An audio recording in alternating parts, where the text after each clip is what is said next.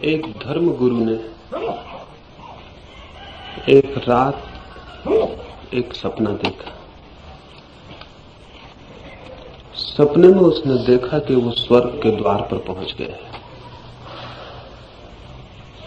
जीवन भर स्वर्ग की ही उसने बातें की थी और जीवन भर स्वर्ग का रास्ता क्या है वो लोगों को बताया था।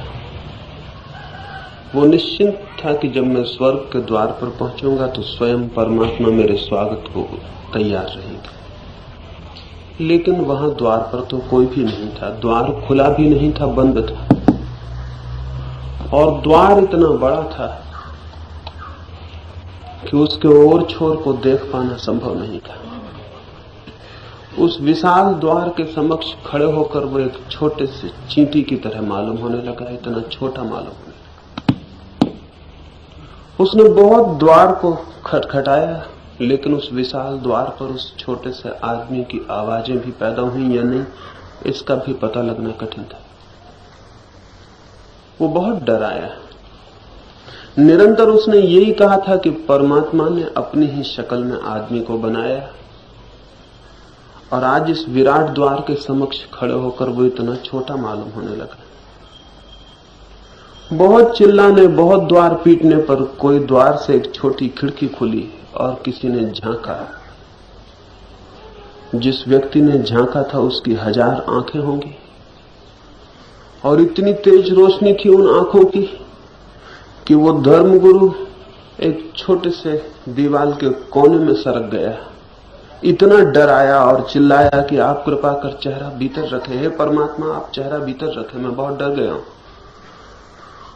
और 1000 आंखों वाले व्यक्ति ने कहा कि मैं परमात्मा नहीं हूं, मैं तो केवल यहां का पहरेदार हूं, यहां का द्वारपाल हूं। तुम कहां हो मुझे दिखाई नहीं पड़ते, तुम कितने छोटे हो और कहां छिप गए हो। उस धर्मगुरु ने चिल्लाकर कहा कि मैं तो परमात्मा के दर्शन करना चाहता हूं और स्वर्ग में प्रवेश पाना चाहता हूं। उस द्वारपाल ने पूछा तुम हो कौन और कहां से आए हो।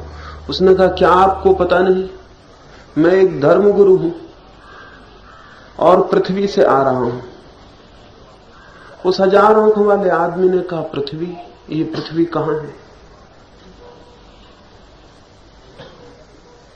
वो धर्मगुरु हैरान हुआ। उसने कहा तुम्हें पृथ्वी का भी पता नहीं।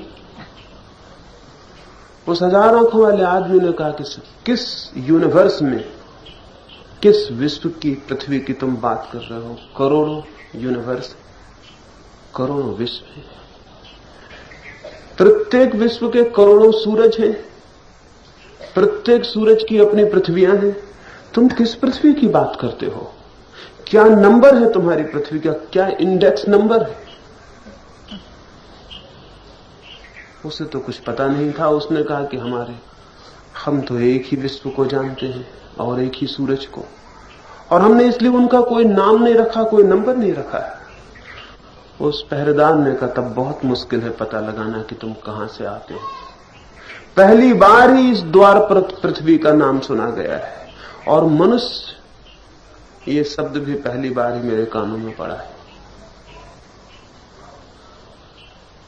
उसके तो प्राण बैठ गए धर्मगुरु के। सोचा था परमात्मा द्वार पर स्वागत को मिले होंगे, यहां तो इसका भी कोई पता नहीं है कि जिस पृथ्वी से वो आता है वो कहां है। फिर भी उस पहरेदार ने कहा तुम निश्चिंत रहो, मैं अभी पूछताछ करवाता हूं, थोड़ा समय तो लग जाएगा।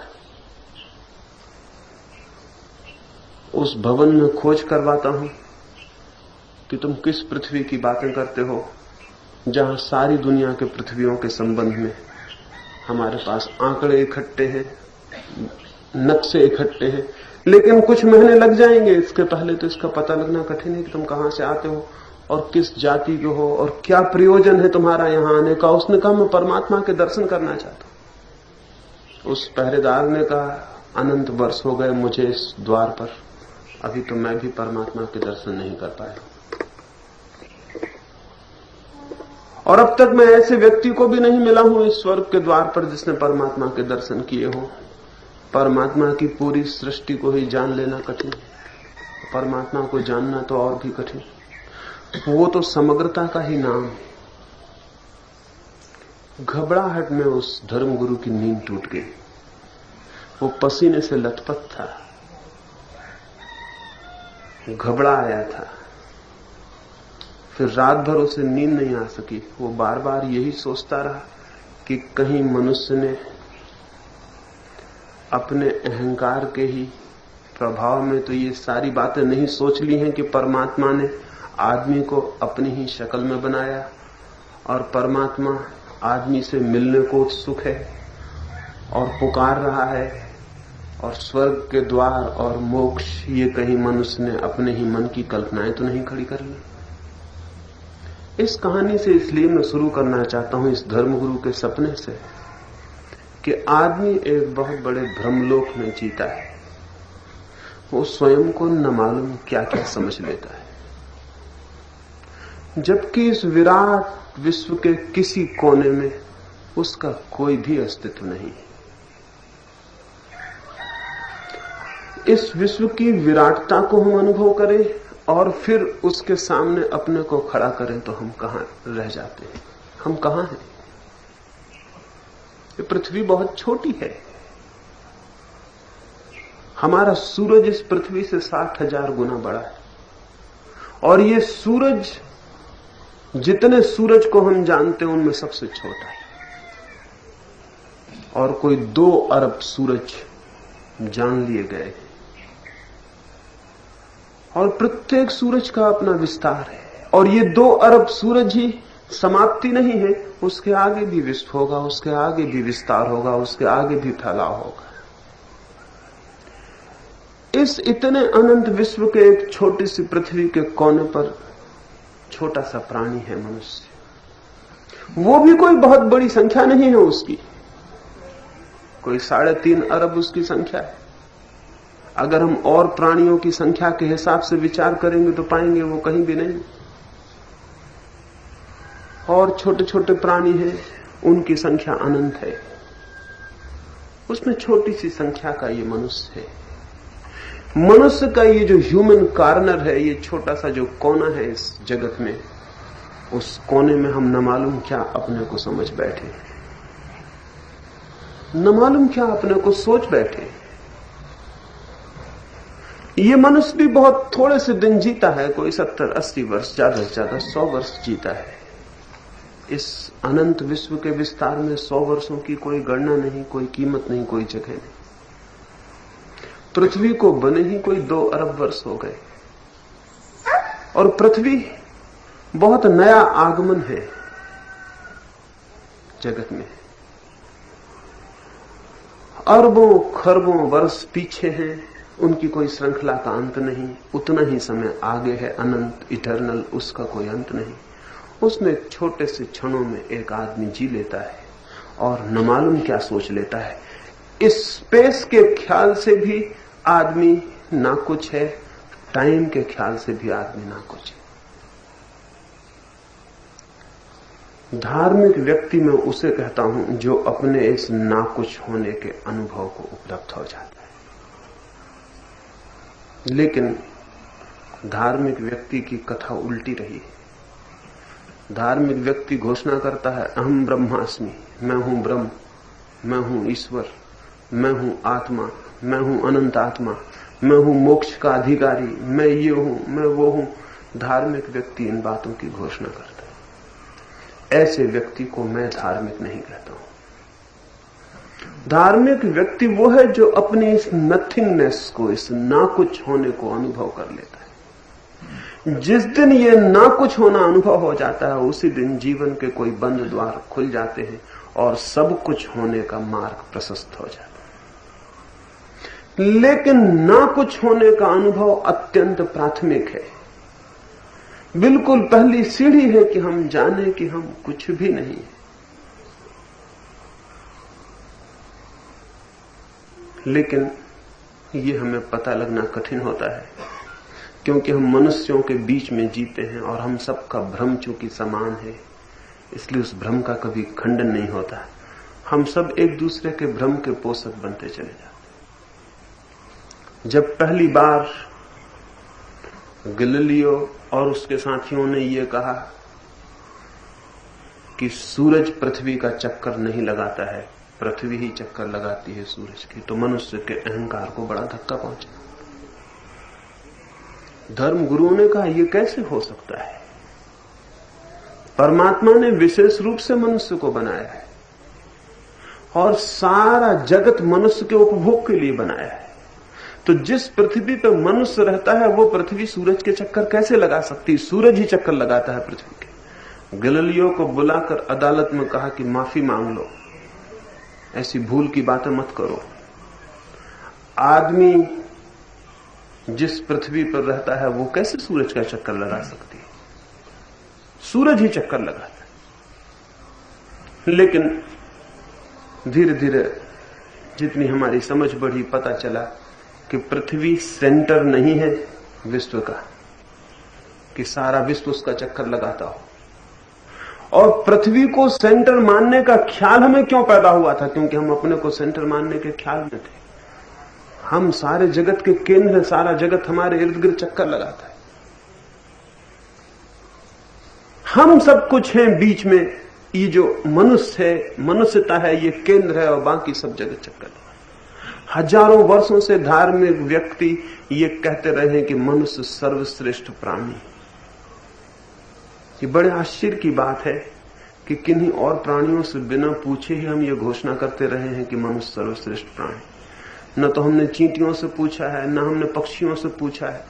ये एक तरफा गवाही हमने स्वीकार कर ली है, अपने ही मुंह से हम कहते रहे कि मनुष्य सर्वश्रेष्ठ प्राणी। वो सरताज है सृष्टि का। ये बिना किसी प्राणी से पूछे हुए हमने घोषणा कर दी है। और चूंकि किसी प्राणी को इस घोषणा का पता भी नहीं है, इसलिए कोई प्रतिवाद भी नहीं आता, कोई इंकार भी नहीं करता है। हम अपने कोने में बैठे हुए मनुष्य घोषणाएं करते रहते हैं, हम ये हैं, हम वो हैं। अगर पशु पक्षियों से पूछा जाए और किसी दिन हम जान सकें कि वो क्या सोचते हैं, तो शायद ही कोई ऐसी प्राणी जाति मिले जो अपने मन में ये न सोचती हो कि हम सर्वश्रेष्ठ।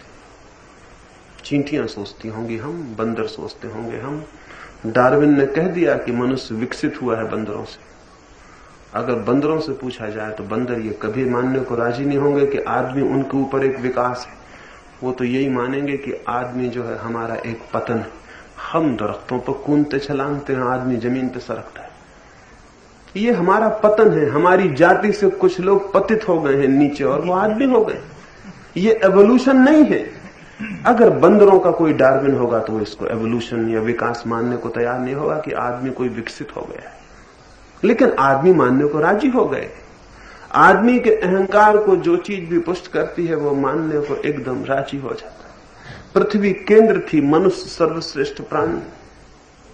लेकिन धीरे धीरे रोज रोज ये बातें छिनती चली गई। विज्ञान ने रोज रोज चोट की। पहली चोट ये हुई कि पृथ्वी केंद्र ना रही। जिस दिन पृथ्वी केंद्र ना रही उसी दिन बहुत बड़ा धक्का मनुष्य के अहंकार। भीतर जितना हम घुसेंगे उतना ही परमात्मा उपलब्ध होगा, उतने ही आत्मा के दर्शन होंगे। इधर आया फ्रायड और उसने कहा कि मनुष्य के भीतर जितना घुसो सिवाय सेक्स के कुछ उपलब्ध होता है। बहुत घबराहट सारी दुनिया में फैली। आदमी ने फिर इंकार किया कि कैसी फिजूल बातें हैं, भीतर तो है परमात्मा। और ये फ्रायड कहता है कि भीतर है सेक्स। ये तो सब बड़ी गलत बातें हैं। लेकिन जितनी हमारी समझ बढ़ी, पता चला कि आदमी के सामान्य केंद्र पर सेक्स ही है। वो उसी से जन्मता है, उसी में जीता है, उसी के लिए जीता है और उसी में समाप्त हो जाता है। और एक बड़ा धक्का लगा और एक केंद्र अहंकार का टूट गया। और तीसरा बड़ा धक्का लगा जब विराट विश्व का खोजबीन शुरू हुई और पाया कि अंतहीन सीमाएं हैं जगत की, कहीं कोई अंत होता नहीं, फैलता जाता है जगत। कहीं कोई जगह नहीं आती जहां हम कहें कि यहां समाप्त हो गया।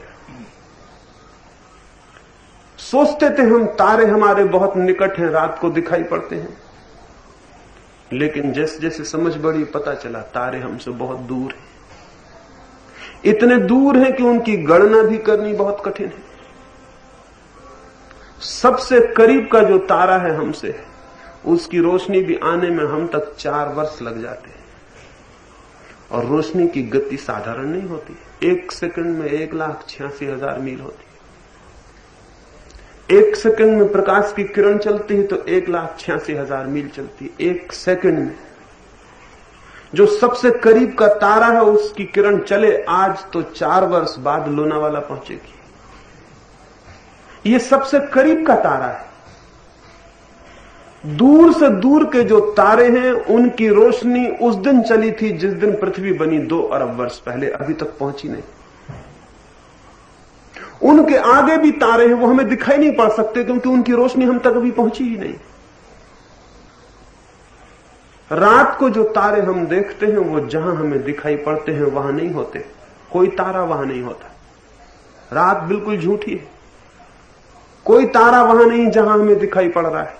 वहां कभी था, उसकी रोशनी इतनी देर में आई, इतनी देर तो वो न मालूम कहां चला गया, कितनी यात्रा कर गया, वहां नहीं है। जो तारा सबसे करीब है वो 4 वर्ष पहले वहां था, अब वहां नहीं है। 4 वर्ष में तो वो अरबों मील चल चुका है और हो सकता है 4 वर्ष में टूट के नष्ट भी हो गया हो, तो भी हमें दिखाई पड़ रहा है क्योंकि 4 वर्ष पहले वो वहां था, उसकी रोशनी वहां से चली थी, वो अब हमारी आंख पर आई है तो हमें दिखाई पड़ रहा है वहां है। पूरी रात झूठी है। कोई तारा वहां नहीं जहां हमें दिखाई पड़ रहा है। कोई तारा 60 वर्ष पहले वहां था, कोई 1000 वर्ष, कोई लाख वर्ष, कोई करोड़ वर्ष, कोई अरब वर्ष, और 2 अरब वर्ष पहले जो तारे थे उनकी तो रोशनी पहुंचेगी धीरे धीरे हम तक। ये सारा रात झूठी है। ये तारे इतने दूर हैं, इनकी दूरी ने घबराहट पैदा कर दी। इनके विस्तार ने, ये जो इतना एक्सपेंडिंग जगत है, इसने आदमी को एकदम छोटा से छोटा कर दिया। वो कहीं भी नहीं रह गया, उसकी कोई गणना नहीं रह गई, उसका कोई हिसाब नहीं रह गया। धार्मिक आदमी को बड़ी चोटें पहुंची। मेरी दृष्टि में तो धार्मिक आदमी को चोट पहुंचनी नहीं थी, बल्कि धार्मिक आदमी की गहराई बढ़नी थी इन बातों से। क्योंकि इन बातों से ये पता चलना शुरू हुआ कि हम कुछ भी नहीं, और वो पुराना हमारा भ्रम टूटा कि हम सब कुछ अपने को मान के बैठे थे। उस भ्रम को धक्के लगे, उससे सारे दुनिया की धार्मिक जगत एकदम हिल गया, कब गया। उसे लगा कि ये तो आदमी कुछ भी नहीं है। तो फिर हमारी घोषणाएं, हमारी अमरता की घोषणाएं, हमारी आत्मा की, ब्रह्म की, ईश्वर की, मोक्ष को पाने की घोषणाएं, उनका क्या होगा। लेकिन मेरी दृष्टि में विज्ञान की इन 300 वर्षों की खोजों ने असली आदमी, असली धार्मिक आदमी को पैदा करने की भूमिका उपस्थित कर दी। असली धार्मिक आदमी का पहला लक्षण है अपने ना कुछ होने को जान लेना।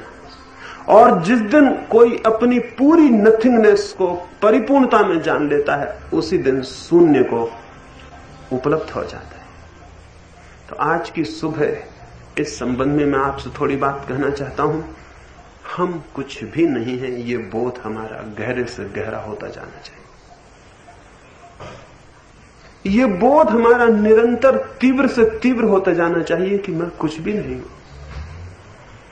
और ऐसा सोचने की जरूरत नहीं है कि मैं कुछ भी नहीं हूं।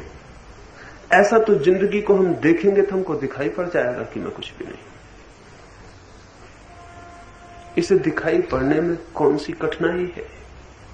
मृत्यु रोज इसकी खबर लाती है कि हम कुछ भी नहीं, लेकिन हम मृत्यु को कभी गौर से देखते नहीं कि वो क्या खबर लाती है।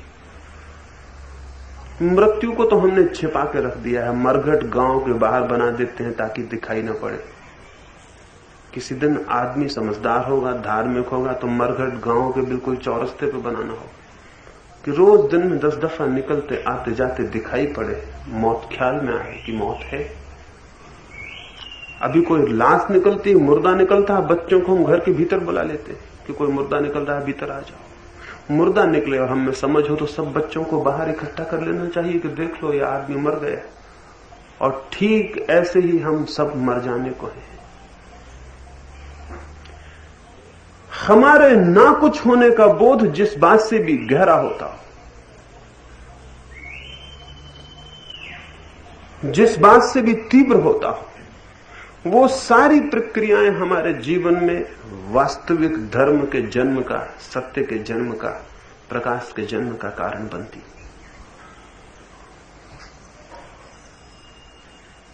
हम ना कुछ हैं,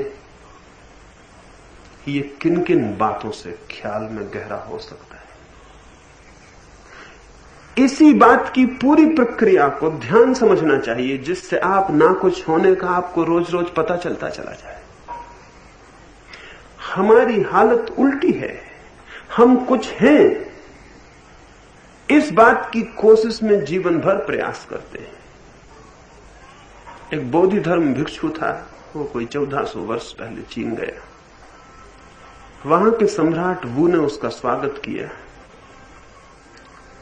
वू ने, जो वहां का सम्राट था, बौद्ध धर्म के प्रचार के लिए करोड़ों रुपए खर्च किए थे। हजारों भिक्षुओं को रोज भोजन देता था, हजारों मंदिर बनवाए थे, बुद्ध की लाखों प्रतिमाएं बनवाई थी। एक ही मंदिर उसने बनवाया था बुद्ध की, जिसमें उसने बुद्ध की 10,000 प्रतिमाएं रखवाई थी। वो 10,000 बुद्धों वाला मंदिर अब भी शेष है। तो जब बोधि धर्म चीन पहुंचा तो वो उससे मिलने आया और उसने कहा, क्या मैं पूछ सकता हूं, मैंने इतने मंदिर बनवाए, इतने भिक्षुओं को मैंने दान दिया, धर्म की मैंने इतनी प्रभावना की, दूर दूर तक धर्म शास्त्र बंटवाए, धर्म का प्रचार करवाया, इस सब का फल क्या है? बोधि धर्म ने कहा, कुछ भी नहीं। सम्राट तो बहुत हैरान हो गया, क्योंकि भिक्षुओं ने उसको यही समझाया था कि इसका फल है, तुम्हें मोक्ष मिल जाएगा, स्वर्ग मिल जाएगा, ये सब समझाया था। और बोधि धर्म ने कहा, कुछ भी नहीं, फल तो कुछ भी नहीं है, लेकिन पाप जरूर तुम्हें लगा। वू ने कहा, क्या कहते हैं आप, इस सब से मुझे पाप लगा? बोधि धर्म ने कहा, इससे आपका ये ख्याल मजबूत हुआ कि मैं कुछ हूं। मैंने इतना किया, इतने मंदिर बनवाए, इतने धर्मशास्त्र छपवाए, इतना प्रचार करवाया, इससे आपका ये ख्याल मजबूत हुआ कि मैं कुछ हूं। और जगत में एक ही पाप है, इस बात का बोध कि मैं कुछ हूं, और एक ही पुण्य है, इस बात का अनुभव कि मैं कुछ भी नहीं। वो तो नाराज हो गया, क्योंकि जिसने इतना किया हो और भिक्षु उससे कहे कि इसका कोई फल नहीं है, उल्टा पाप है, वो तो नाराज होकर चला गया। और उसने आज्ञा दे दी कि बोधि धर्म उसके राज्य में नहीं ठहर सकेगा। बोधि धर्म को आज्ञा आई कि वू ने कहलवाया है कि तुम इस राज्य में नहीं ठहर सकोगे। बोधि धर्म ने कहा, वो गलती में, वो अगर चाहता भी कि मैं यहां ठहरूं तो मैं ठहरने वाला नहीं था, ऐसे पापी राज्य में मैं रुकूंगा ही कैसे। उसको कहना कि वो चाहता भी कि मैं ठहरूं तो मैं ठहरने वाला नहीं, उसकी आज्ञा की कोई जरूरत नहीं, मैं तो जा ही रहा हूं। उसके राज्य को छोड़कर बोधि धर्म दूसरे राज्य में चला गया, नदी के उस पार निकल गया। जब वू की मृत्यु आई कोई 10 वर्ष बाद, रोज रोज वो सोचता रहा, उस बोधि धर्म की बात उसके प्राणों को छेदती रही रोज रोज की। उसने कहा है कि कोई फल नहीं इसका, बल्कि पाप है, क्योंकि ये ख्याल पैदा हो गया कि मैं कुछ हूं। रोज रोज सोचता रहा। फिर जैसे जैसे मौत करीब आई, उसे लगना शुरू हुआ कि मैं तो ना कुछ हो जाऊंगा, और जब कल मृत्यु मुझे ना कुछ कर ही देगी तो मेरा ये ख्याल कि मैं कुछ था, मैंने इतना किया था, मैं ये था, मैं वो था, उसका क्या मूल्य रह जाएगा, क्या अर्थ रह जाएगा। मरते वक्त उसने खबर भिजवाई, एक संदेश वाहक दौड़ाया कि जाओ और बोधि धर्म को बुला लाओ। मुझे अनुभव हो रहा है कि शायद वही ठीक कहता था, मैं तो डूबता जा रहा हूं, सब विलीन होता चला जा रहा है। बोधि धर्म के पास खबर पहुंची। बोधि धर्म ने कहा, मैं चलता तो हूं, लेकिन जिसकी खबर तुम लेके आए हो वो समाप्त हो गया है, और बहुत देर हो गई। जब मैंने कहा था अगर वो तभी जान लेता कि मैं कुछ भी नहीं, तो परम जीवन का उसे अनुभव हो जाता। मृत्यु के क्षण में तो सभी जानते हैं कि हम कुछ भी नहीं है, लेकिन जीवन में जो जान लेते हैं वे धन्यभागी।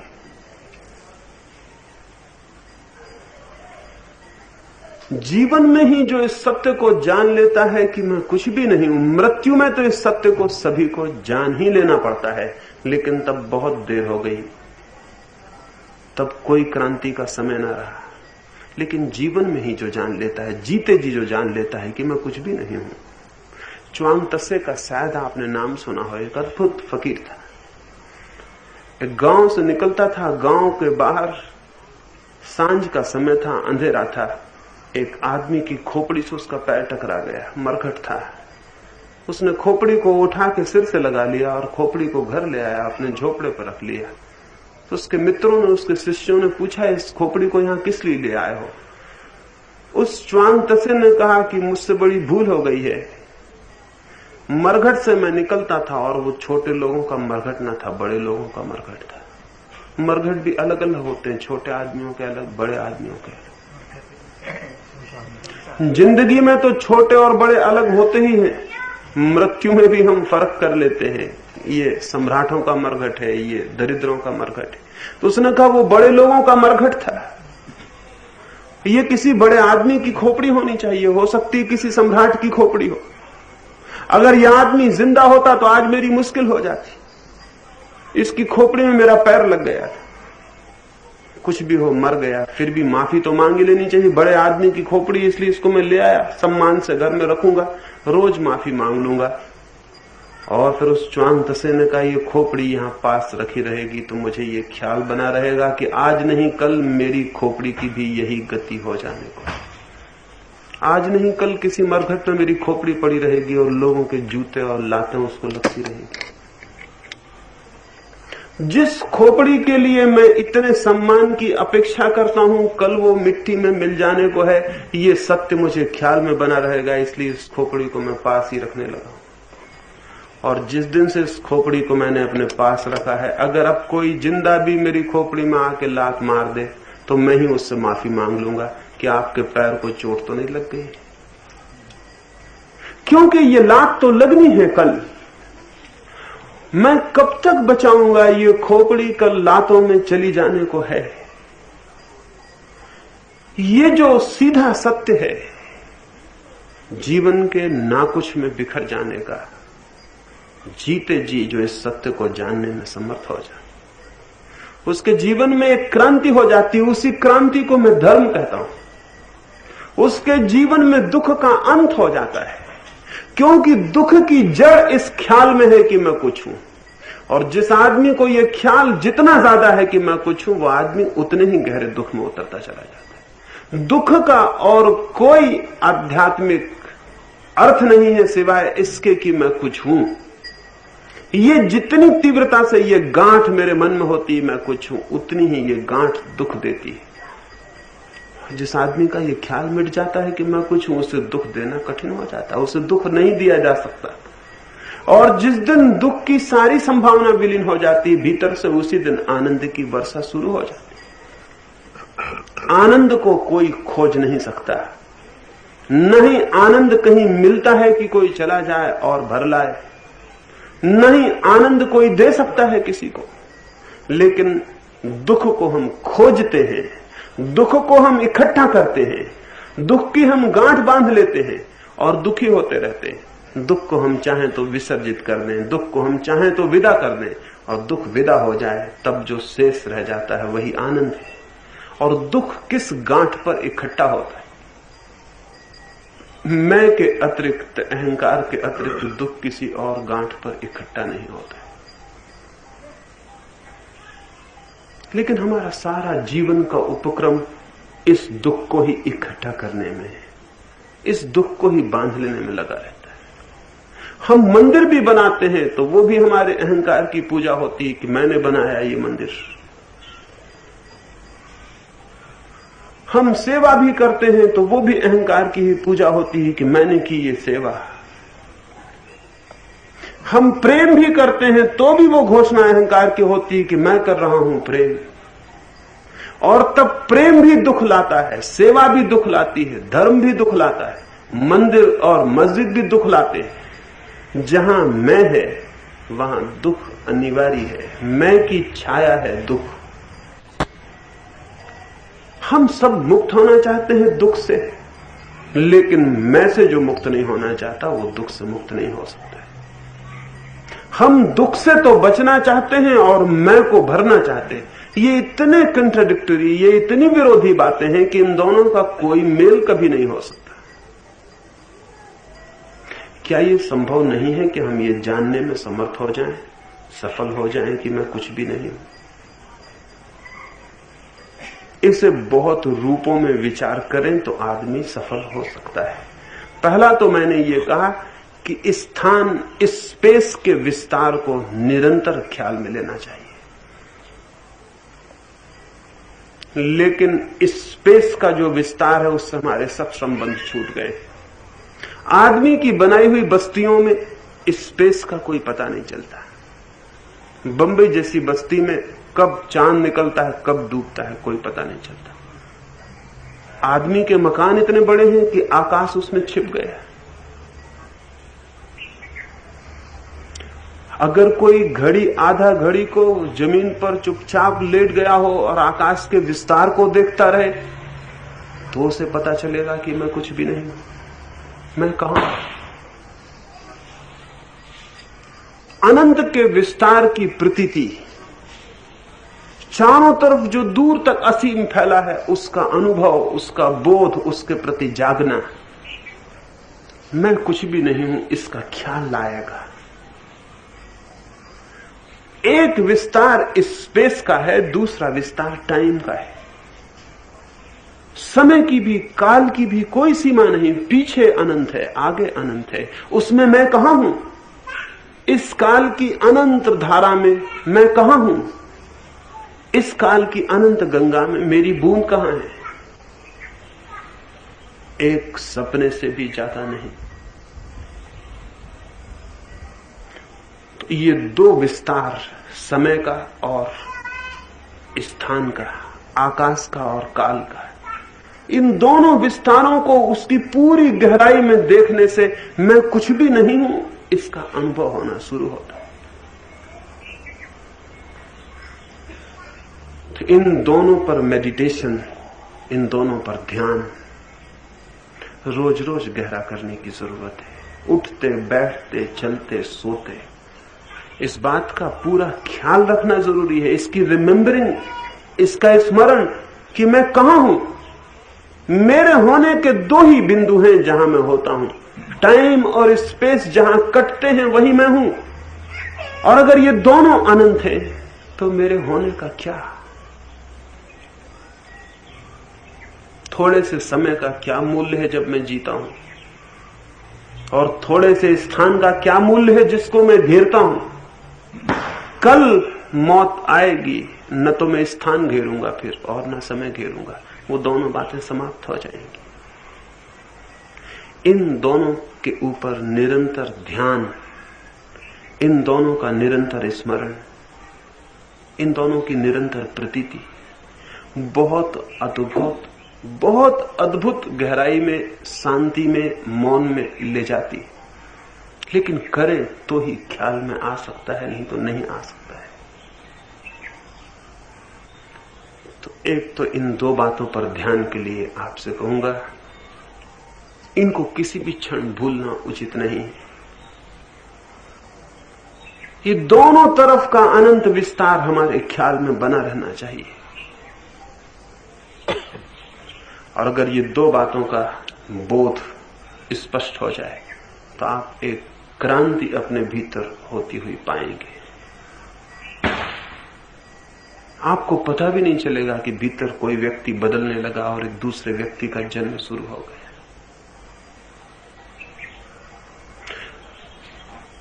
गहरे अर्थों में तो ये दो बोध, लेकिन इसके आसपास और बहुत से बोध सहयोगी हो सकते हैं।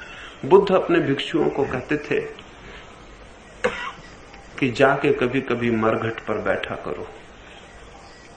एक भिक्षु ने उनसे पूछा कि मरघट पर किस लिए? तो बुद्ध कहते कि वहां जीवन अपनी पूर्णता को उपलब्ध होता है, तुम भी उसी तरफ रोज चले जा रहे हो।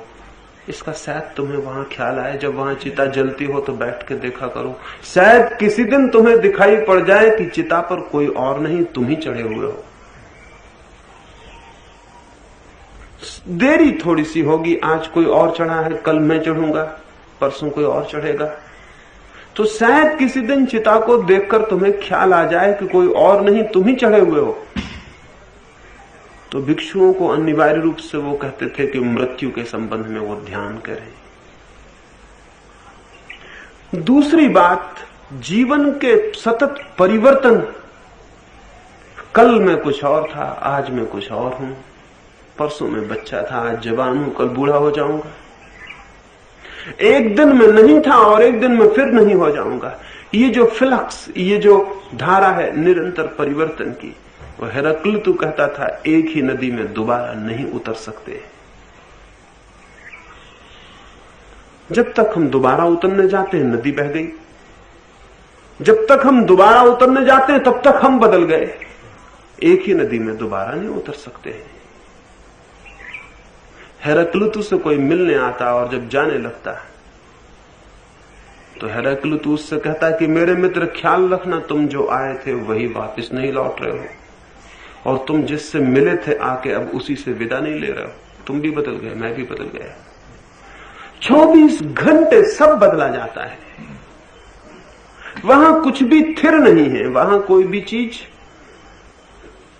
एडिंगटन ने एक बार मजाक में ये कहा कि भाषा के कुछ शब्द बिल्कुल ही झूठे हैं। तो ऑक्सफोर्ड में वो बोलता था, तो किसी ने पूछा कि जैसे, तो उसने कहा रेस्ट। रेस्ट बिल्कुल झूठा शब्द है, कोई चीज ठहरी हुई है ही नहीं,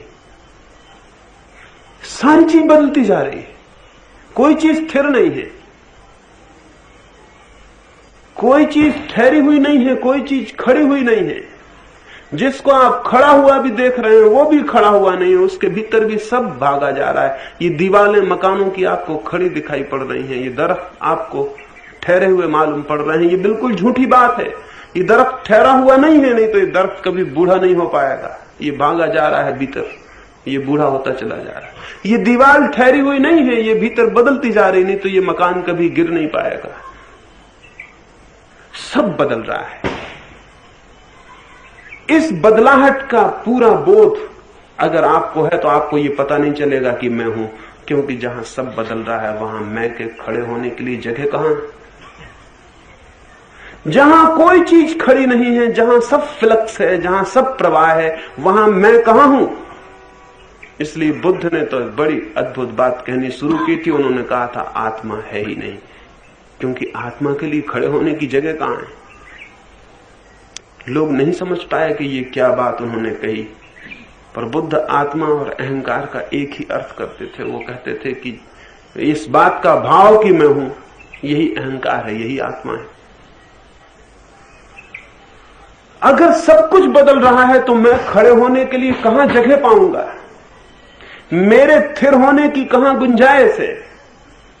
सांझ हम एक दिया जला देते हैं, सुबह हम कहते हैं कि वही दिया अब तक जल रहा है उसे बुझा दें।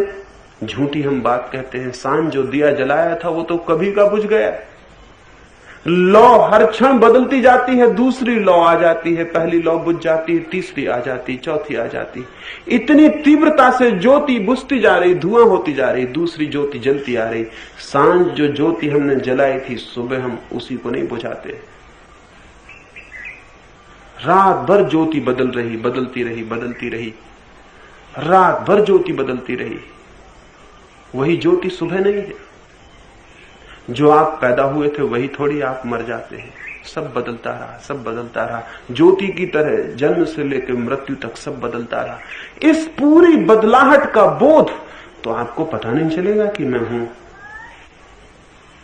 तो ये चार बोध, एक तो समय का विस्तार, एक आकाश का विस्तार, क्षण क्षण परिवर्तन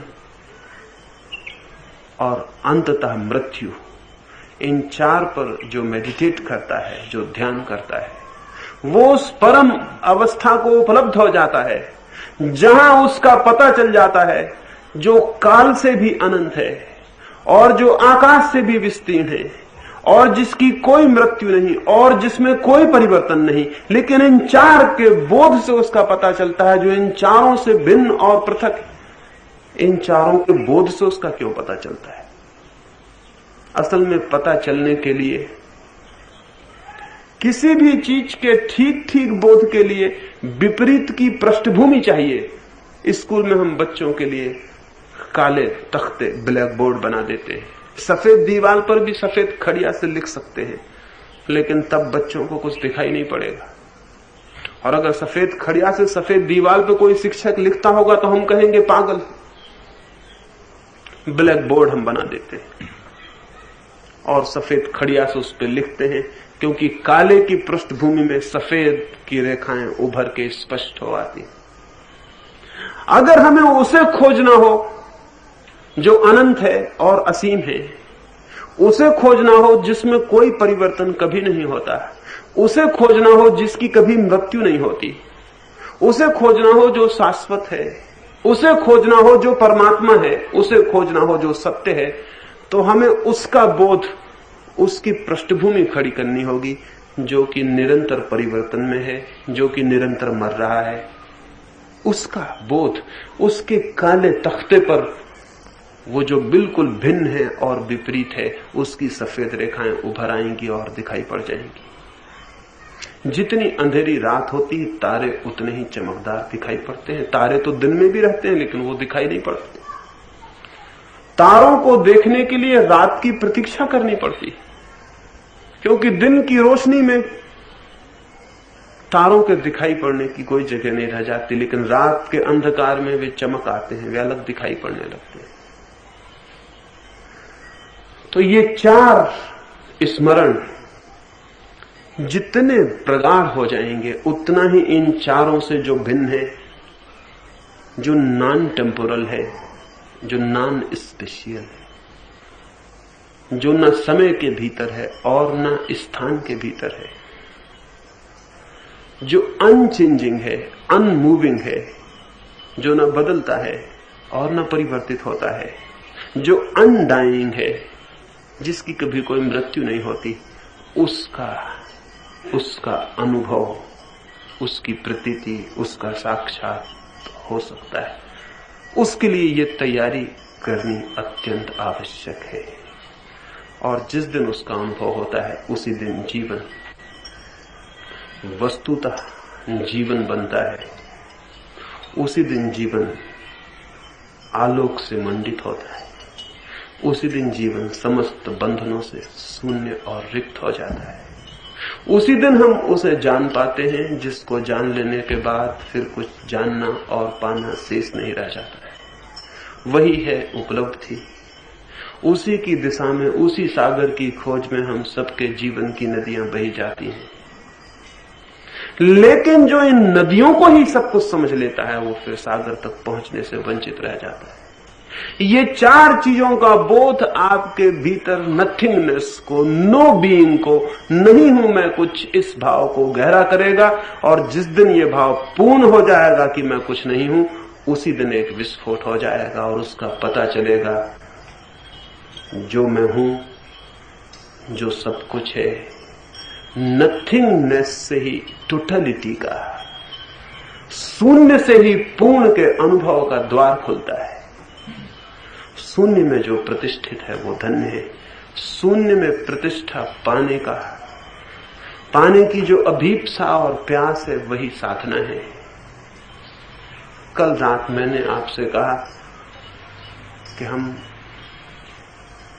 साधक हमारे जीवन के केंद्र पर हो, और साधक का अर्थ है ना कुछ होने का भाव।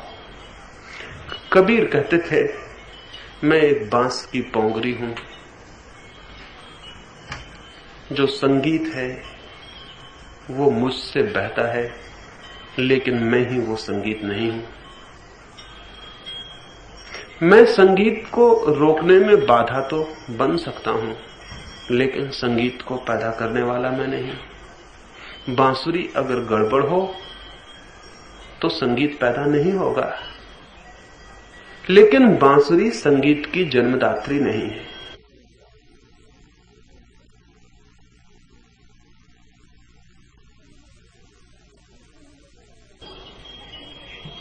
जिस दिन हमें पता चलता है कि मैं ना कुछ हूं, उस दिन हम बांस की एक पोंगरी रह जाते हैं। और फिर परमात्मा का संगीत उस बांस की पोंगरी से सहज प्रवाहित होता चला जाता है। फिर कोई बाधा नहीं रह जाती हमारी तरफ से।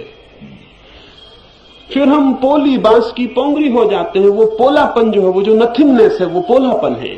वो जो ना कुछ हो जाना है, वो सारी चीज पोली हो गई, जगह दे दी गई। अब परमात्मा बह सकता है। रविन्द्रनाथ मरते थे, उसके 2 दिन पहले किसी मित्र ने उनसे कहा कि आपने इतने गीत गाए कि आप तो धन्यभागी हैं, और आप तो काम है, आप तो पा लिए उसे जो पाने जैसा था। रविन्द्रनाथ ने कहा, मेरे मित्र, जो गीत मैंने गाए उनका कोई भी मूल्य नहीं है, लेकिन जिन गीतों को गाते वक्त मैं मौजूद ही नहीं था, बस उनका ही थोड़ा सा मूल्य है। और मैंने 2 तरह के गीत गाए। एक जो मैंने गाए, उनका कोई मूल्य नहीं है। एक जिनको मैंने गाया ही नहीं, मैं केवल बांसुरी बन गया, किसी और ने गाया और मुझसे वे बह गए और प्रवाहित हो गए, उनका मूल्य।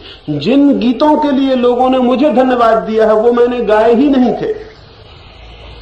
जो मैंने गाए थे उनमें तो भूल हो गई है, उनमें वो बात नहीं है, वो अमृत स्वर नहीं है। साधक का अर्थ है इतना खाली हो जाना कि वो समष्टि का माध्यम बन जाए, बांसुरी बन जाए, उससे सारा संगीत बह जाए। साधक का अर्थ है इतना शून्य, इतना पोला हो जाना कि परमात्मा उससे प्रवाहित हो सके, मार्ग बन जाए। साधक का अर्थ है मार्ग बन जाना, माध्यम बन जाना, केवल बीच का सेतु बन जाना, ताकि परमात्मा उससे प्रकट हो सके। वो जो समष्टि है, वो जो सबके भीतर छिपा हुआ प्राणों का संगीत है, वो उसके लिए एक बांसुरी बन जाए। ये बांसुरी आप बन सके, इसलिए मैं परमात्मा से प्रार्थना करता हूं, और आपसे भी, क्योंकि जो मैंने 4 बातें कही, वो जो 4 स्मरण और ध्यान करने को कहा, अगर उन पर थोड़ा सा भी प्रयास किया तो कोई भी कारण नहीं है कि हम क्यों ना बन जाएं, क्योंकि हम वस्तुतः वही हैं जो हम बनना चाहते हैं। सिर्फ हमें स्मरण नहीं है, सिर्फ हमें ख्याल नहीं है, सिर्फ हमें पता नहीं है। हम उस बंद आंखें किए हुए आदमी की तरह हैं जो सूरज के सामने खड़ा है और आंखें बंद किए है और चिल्ला रहा है कि बहुत अंधकार है, मैं क्या करूं, दिया जलाऊं। लेकिन बंद आंख आदमी को दिया जलाने से भी क्या होगा। जो चिल्ला रहा है कि मैं क्या करूं, मैं क्या ना करूं, मैं अंधकार में खड़ा हूं, उससे अगर कोई कहे कि तुम सिर्फ आंख खोल लो, तो उसे बड़ी हैरानी होगी कि इतना बड़ा अंधकार मेरे सिर्फ आंख खोलने से कैसे मिट जाएगा। आंख जैसी छोटी सी चीज, पलक जैसा छोटा सा पर्दा इतने बड़े अंधकार को कैसे मिटा देगा। जिससे मैं गिराऊं वो कहेगा मुझे विश्वास आता नहीं आपकी बात पर कि आंख खोलने से इतना बड़ा अंधकार मिट जाए। आंख खोलने से अंधकार के मिटने का संबंध ही क्या है। शायद हम समझाने भी बैठे तो उसकी ख्याल में भी ना आए, क्योंकि बात उसकी ठीक है, लॉजिकल है। इतनी छोटी सी आंख, इतना छोटी सी पलक, इससे इतना बड़ा अंधकार का क्या संबंध है। और इतनी सी पलक खोलने से इतना बड़ा अंधकार मिट जाएगा क्या। लेकिन काश वो आंख खोल कर देखे तो वो पाएगा निश्चित ही मिट जाता है। ये छोटी सी पलक का पर्दा बहुत बड़ा अंधकार पैदा कर देता है। अहंकार का छोटा सा बोध सारे अंधकार को पैदा करता है। वो अहंकार का पर्दा हट जाए, वो आंख खुल जाए तो रोशनी है, प्रकाश है, सूरज हमेशा मौजूद है। हम आंख बंद किए हुए खड़े हैं, इसके अतिरिक्त और कोई बाधा नहीं। परमात्मा करे हमारी ये आंख खुल सके। मेरी बातों को इतने प्रेम और शांति से सुना, इसके लिए बहुत बहुत अनुग्रहित हूं। और अंत में सबके भीतर बैठे परमात्मा को प्रणाम करता हूं। मेरे प्रणाम स्वीकार करें।